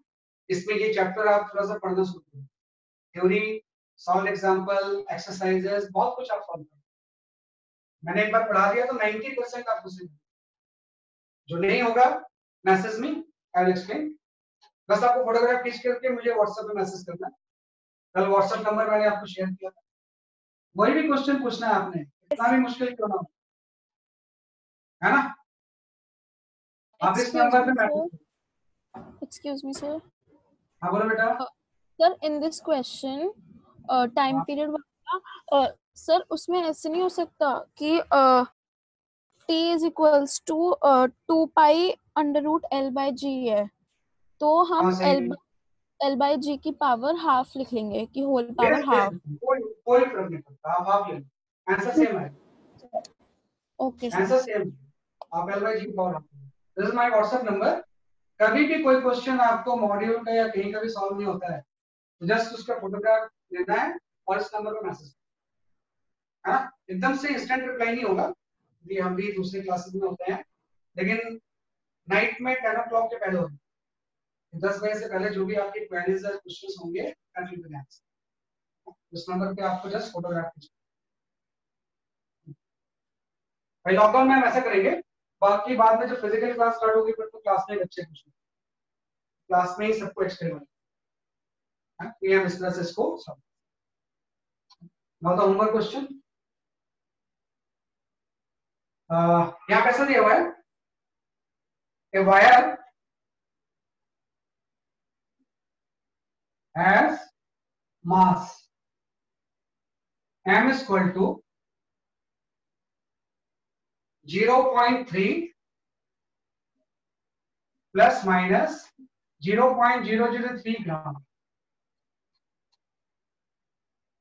हाँ, वायर का मास इतना है, radius r is equal to 0.5 plus minus 0.005 millimeter, and length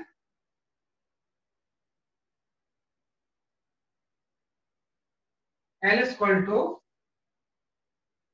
6 plus minus 0.06 centimetre. हाँ, क्या आपको दिया हुआ है, मास दिया हुआ है, रेडियस दिया हुआ है, लेंथ दिया हुआ है। हाँ, फाइंड आउट परसेंटेज एरर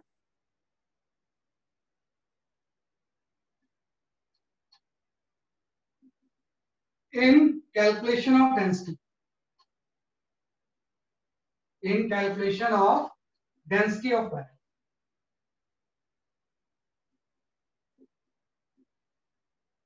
हाँ, तो ये आपका होमवर्क क्वेश्चन। हाँ, आप अभी सॉल्व कर लो, घर पे सॉल्व कर लो। इसका जो भी आंसर आ जाएगा इस नंबर पे मैसेज करके वेरीफाई करो। मास इतना है, रेडियस इतना है, लेंथ इतना है, तो find out the percentage error in calculation of density of the wire, right? So that's all for today, right? Thank you sir। Thank you और sir। बस थोड़ा सा पूरा वीक आपके पास है, मॉड्यूल को एकदम खत्म कर दो, है ना। मॉड्यूल के राइट? इस चैप्टर का मॉडल एकदम पूरा। Excuse me, sir. हाँ बोलो बेटा। So we are going to have the next class on Saturday and Sunday only. ये you will get to know by the timetable only. इसके बारे में मुझे नॉलेज नहीं होती है। आपको टाइम टेबल से देखना। Okay, sir. Yes, sir. जो अपडेट करेगा तो उसके अकॉर्डिंग। ठीक है? चलो, है ना? Have a nice day. Thank you, sir. Thank you, sir.